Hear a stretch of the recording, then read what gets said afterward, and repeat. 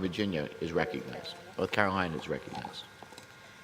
Thank you, Mr. Speaker, and I thank my colleague for yielding time. Mr. Speaker, I rise as leader of the Republicans on the Committee of Jurisdiction over Employer-Sponsored Health Care, the House Committee on Education and Labor. We have a vital stake in this debate because that's how most Americans get their health care, through their employer. Our focus should be on improving those options.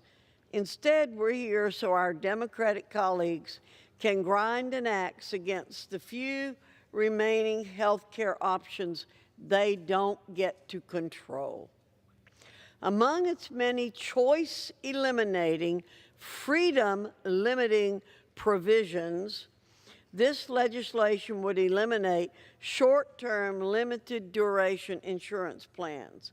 These plans are an obvious potential solution for millions of Americans, working or not, who may find themselves between jobs or unable to afford rising premiums in the already expensive individual market.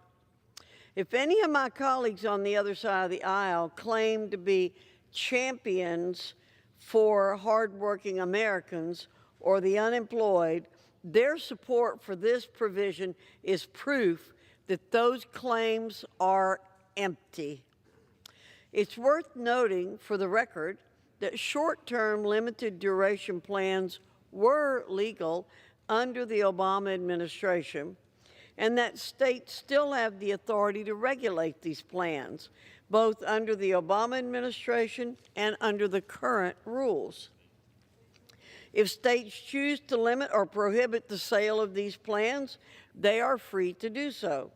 By considering this bill, House Democrats are once again defaulting to their standard, uncreative, blind support for the one-size-fits-all federal mandates, instead of respecting the judgment of state lawmakers and authorities, as well as individuals, to act in their state's and own best interest. Republicans on the Education and Labor Committee have been and remain fully dedicated to protecting Americans with pre-existing conditions and unleashing new, customizable, affordable, workable health care options that take into account the changing needs of all Americans at all stages of life. The bill before the House today will not lower drug prices, will not protect anyone from surprise billings, will not lower premiums, will not cut any out-of-pocket costs, and will not provide 1 cent of tax relief. Its failure to achieve any of those objectives makes it simply unacceptable for us as Republicans. Mr. Chair, I reserve the balance of my time.